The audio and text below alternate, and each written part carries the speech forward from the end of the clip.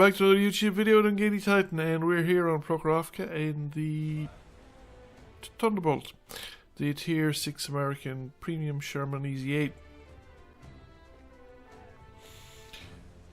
But we're bottom tier. It's a Tier 8 match. It's a pretty strong Tier 8 match, and we are bottom tier in the Thunderbolt, and I'm kind of wondering what to do. So initially I decided to go for the center because people tend not to do it.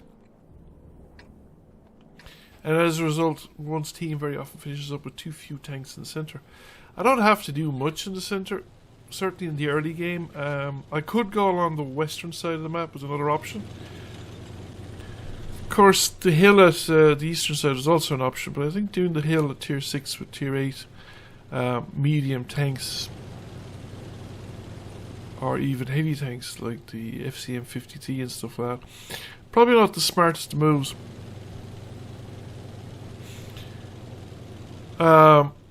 The thing about here in the centre is, I don't really have to force the ridge. I just have to kind of keep an eye on it and let people come over the top, let them be seen, and hope the people behind me can shoot them. And then I can do it for a while I wait developments.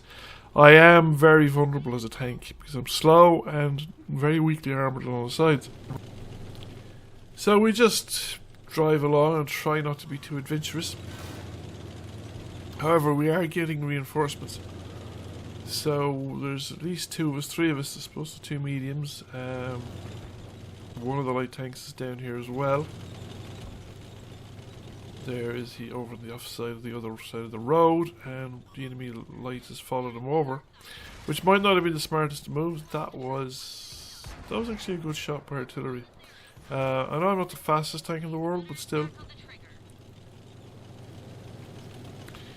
However, it's forced me to use my repair kit and my medical kit because I could, things are bad enough without having a gunner. So we've managed to take out one of the enemy light tanks. We've lost a light tank in the process. So a 1-for-1 exchange is probably not the best. Means we're more than ever dependent on the medium tanks here in the centre. And that was also a very lucky bounce. We managed to bounce the shot. Spyglass has taken some more hits. And I'm just backing around and hoping that they will lose the spot. Now, as you can see there, our light tank has been tempted to cross over to the far side, which is a completely foolish move. Because there are, what, 3 enemy tanks? He's fighting 4 enemy tanks, 5 enemy tanks effectively, because the other light tank has come over into that side. Now he's managed to take out the light tank that he went after, but he's dead. Doesn't really amount to much of an advantage for the team as far as I'm concerned. But I reckon there's 3 tanks holding the centre on our side, and that's probably more than enough. So I'm going to try and head around to the other side. I want to try and support that heavy that has pushed forward there in front of me. Trying to get a weak spot on the front of the Paladin. But I want to get into the high ground on the opposite side of the road, right at the map border, to support it from there. I do think that heavy T29 is a little too far forward, and he's obviously been punished quite stiffly for the advanced position he's gotten into. And he's still taking fire, and that was the end of him from an E25. Now the E25 is also taking fire because the position has been released and other people are able to shoot at him.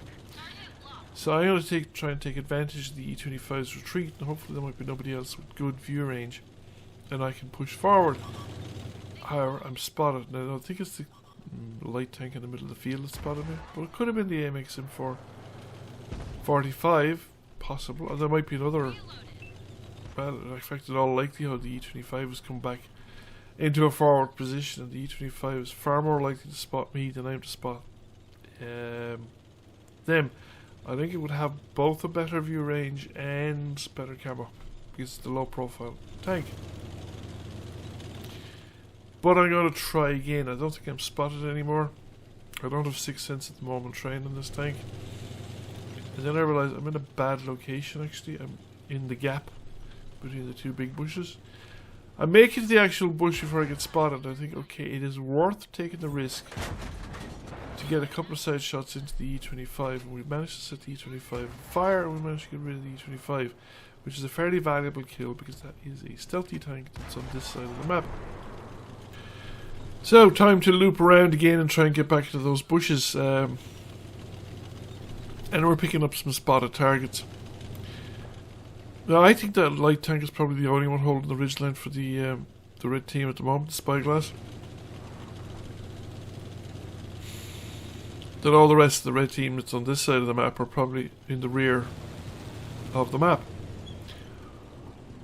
out of view range. So I'm just sconцing myself in here, see if I can see anything. I don't really want to push forward because, although support is starting to come up now, so I could probably do it now. But I'm probably, again, I'm bottomed here, so I'm probably better off actually staying up here and providing kind of an overwatch. We failed to get rid of the spyglass, but we've knocked a good chunk out of him. And we have a heavy tank pushing forward, so I thought, okay, maybe I could push forward. Maybe the spyglass is going to give me another crack at another bite of the cherry. Mixing my metaphors. We still not managed to land a hit. But the heavy tank has revealed the AMX M4. So, again, I don't have much chance even with premium rounds. I think I put rounds to the front of an AMX M4.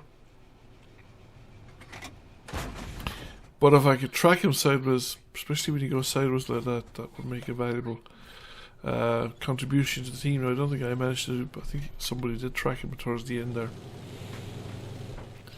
So forward we go, and now a panther is revealed. Now the panther is, I think, angled towards me, so that might have had flat shots against the side of the turret, but the turret's much smaller target to hit at this range.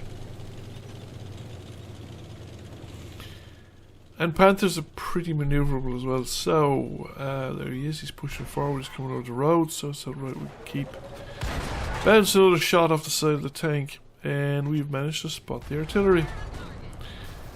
There is a round incoming from, I don't think it was from the Lorraine, I think it was from another artillery further back, but anyway. Time to, I won't stop, because if I stop, it makes it just too easy, and he's almost certainly got a round loaded at the stage, and there he goes. But I think that was probably our artillery that took him out there at the end. And for all that, I managed to land no hit on the artillery, but while that drama was going on, the enemy are down to 2 tanks. Both of them are essentially trapped. There's the Panther 2 beside me there, and I think missed that one completely, I think. And he's dead. And it's all over. But we did pretty well. We got like 1,000 direct damage, 1,400 spotted damage. Bounced almost our hit points. Not often one gets to do that in this tank, especially in your bottom tier. We're quite fortunate there, but it is a tough little tank. It is somewhat better armoured than the regular Easy 8s.